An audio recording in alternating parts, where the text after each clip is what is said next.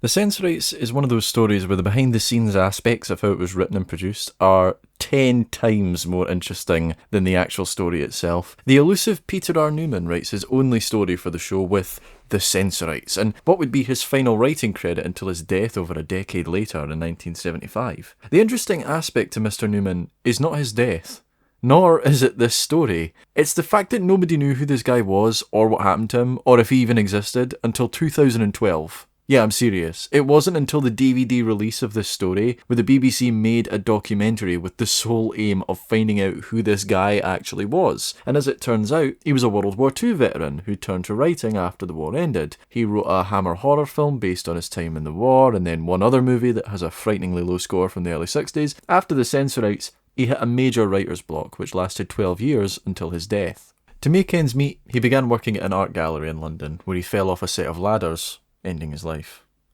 It's morbid, I know, but that's just so fascinating to me. I know, we haven't even started on the actual serial yet, but the fact that for nearly 50 years following the airing of the Sensorites, nobody knew who this guy was. See what I mean about interesting?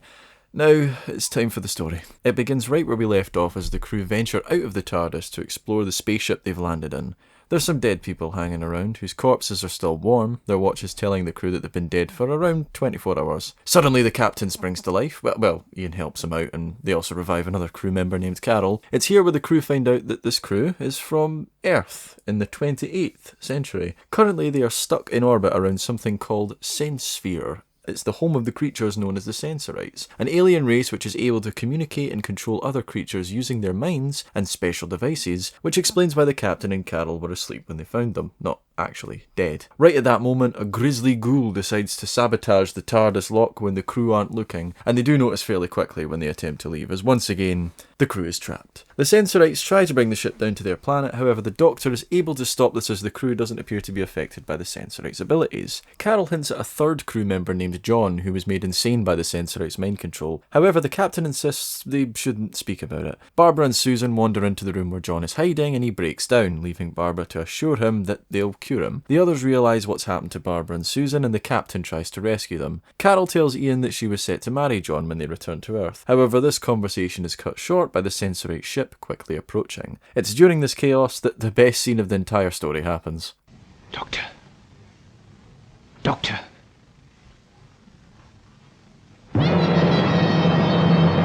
I want to gush about how good the tension building is throughout this entire first episode. You get one vague look at Sensorite's arm, but they are not fully shown until this scene. Ian's reaction, the deathly silence. I mean, there's no music, no nothing. And then it just hits like a modern jump scare if you're not expecting it. The show hasn't leaned into any horror tropes yet up to this point, which is why this moment kind of took me aback so much when I first watched it a few years ago. That being said, they had to recreate it for the start of episode 2, and it's significantly less scarier. The Sensorite freezes the captain and Carol, but the Doctor wakes him up to continue rescuing Barbara and Susan, who decide to try and defy the Sensorite's control after John informs them that the Sensorites have boarded. This actually works, and causes the Sensorites to collapse. The crew finally saves Susan and Barbara, releasing John at the same time. God, John looks like David Tennant, and it's really off-putting. Actually, in a lot of his scenes, they have John look right at the camera, almost as if we, the viewer, are acting as the Sensorites in his mind. Ian theorises that the Sensorites are focusing on John because he knows something about the Sensphere. Turns out, he was the crew's mineralogist, and sure enough, he discovered that the Sensphere has a shit ton of molybdenum. Basically, it's a shiny material worth a lot of money. The Sensorites regain their strength and attack again, having a confrontation with Ian and Barbara, where they look more fascinated than intimidating. Barbara notices this as she and Ian manage to escape. The Sensorites show themselves to be dangerously intelligent as they not only begin to break into the room, but also quickly identify Susan as the weak link, having the youngest mind, and use her to communicate with the crew. They wish to speak to the humans, not fight, and the Sensorites begin to speak. And it's at this moment that the Sensorites go from reasonably horrifying for the time to one of the goofiest enemies in the first season. None of you can ever again leave the area of the sense sphere. Why not? You know the answer to that. The Doctor intimidates the Sensorites, demanding back the lock to his TARDIS so they can leave. But the Sensorites want them all to live on the Sensphere with them, never being allowed to leave. The Sensorites then just fuck off after this, and the Doctor notices that the Sensorites' eyes dilate in the light, meaning that even in vague darkness, they would pretty much be blind. The Sensorites threaten the crew through Susan, who agrees to live with them or else they'll kill them all. She gets dragged off, but the crew follow in hot pursuit. The Doctor's plan works as the Sensorites are left blind after Ian dims the lighting in the room, and Susan begins to argue with the Doctor, standing up for herself. The reality is, however, that the Doctor is right, and knows significantly more about other life forms and how dangerous and unpredictable they can be. Ian makes a deal with the Sensorites where everybody's happy. Himself, Susan, the Doctor, John, and Carol will go down to the Sensphere with the Sensorites, while Barbara and the Captain stay on the ship with a Sensorite guarding them. The Sensorites also promise to cure John on their planet and explain why they don't trust humans. Apparently they previously had humans visit them, and they found out about the molybdenum, and when they rushed off to tell Earth about it, they crashed, which caused Sensorites to start randomly dying as a result of what they think is the air pollution. The Doctor agrees to investigate this matter for them. We begin to see some discourse within the Sensorites, as some of them disagree with the Elder Sensorite and his status on humans. The Sensorites are the first example of a civilized alien race using politics and diplomacy like humans. They even have a class system based on the sashes that they wear. This doesn't stop the production of uncivilized Sensorites though, also a lot like the human race. The head of this Sensorite rebellion is the Administrator, who plans to disintegrate Ian, Susan and the Doctor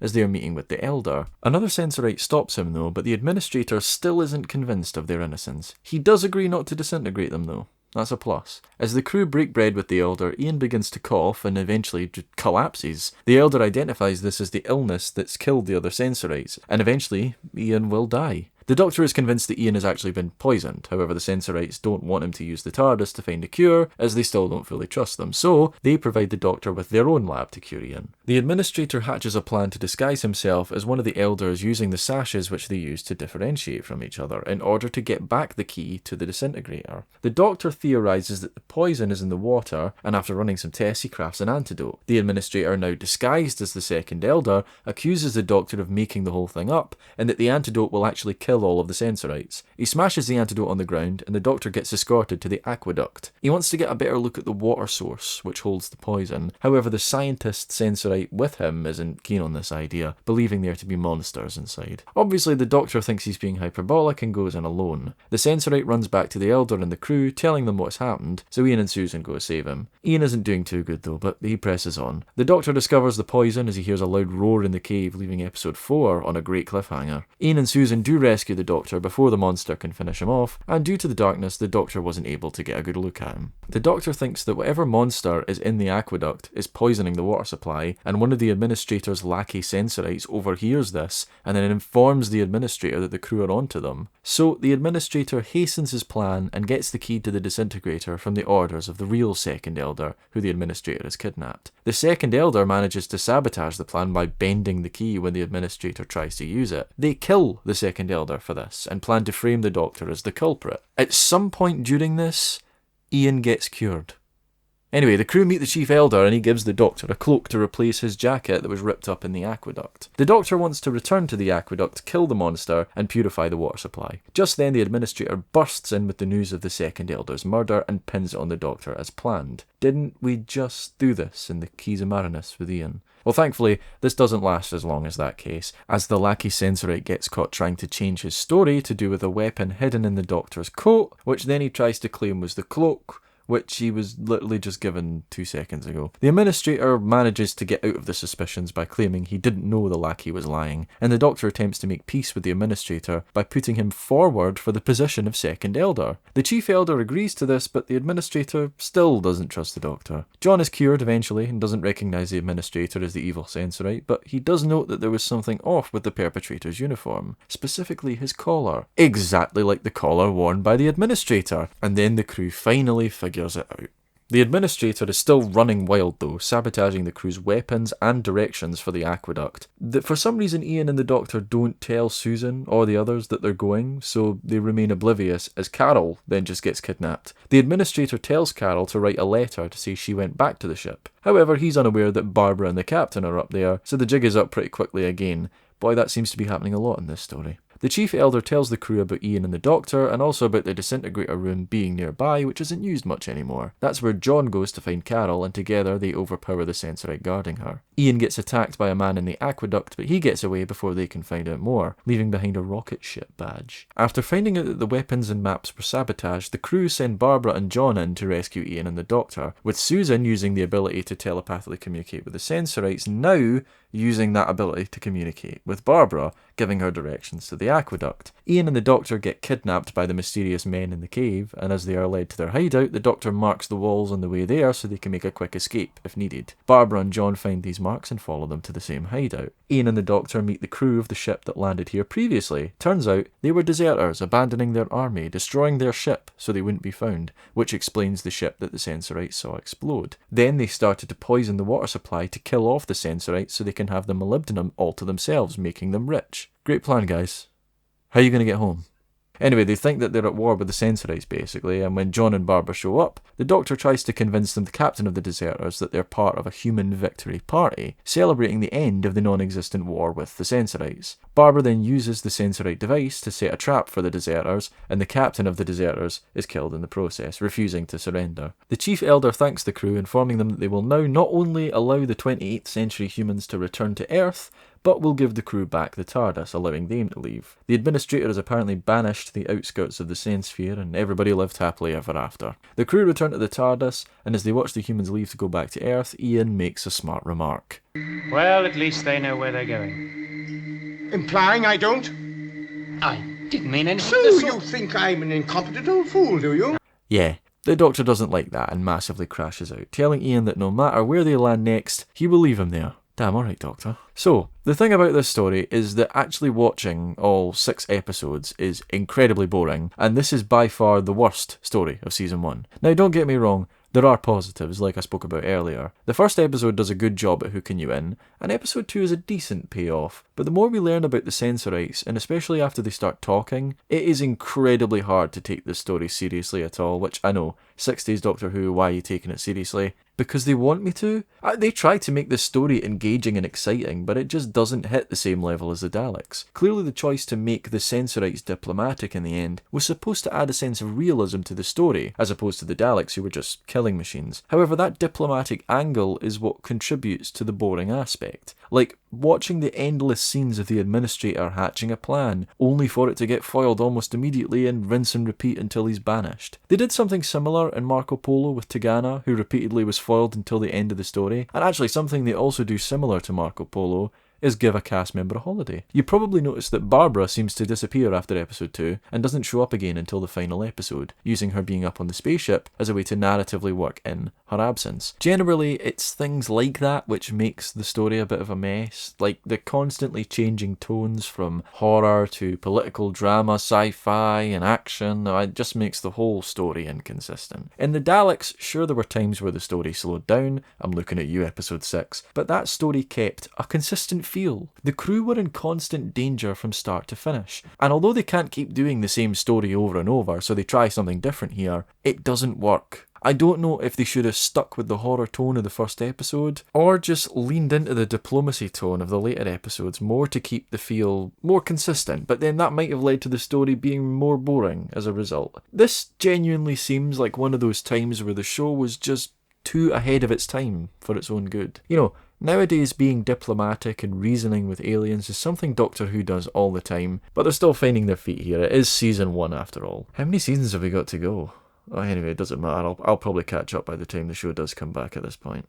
Sorry, that was too soon. Another thing is that the Captain character introduced in the first episode just gets forgotten about halfway through the story. He stays on the ship with Barbara, but after she returns, he just doesn't. The most notable part of the whole story is something which also just gets dropped randomly in the middle of the last episode. Susan describes Gallifrey to one of the Sensorites. This is the first time that Gallifrey is even talked about, although it is still not quite named yet. But Russell T Davies used this description word for word during his own time on the show when the 10th Doctor describes Gallifrey. And actually the Ood were heavily inspired by the Sensorites too, with their home planet being in the same system as the Sensphere. With that being said, at this time of the video, the Sensorites have never returned on screen since this story. Considering their arc of being afraid of humans is resolved by the end of the serial, there isn't really a point in bringing them back. The John storyline is a mixed bag. I'm all for one-off characters getting the limelight if it contributes to the story in a meaningful way, and while it starts off interesting when he's first introduced, he quickly gets sidelined and then magically cured before just being another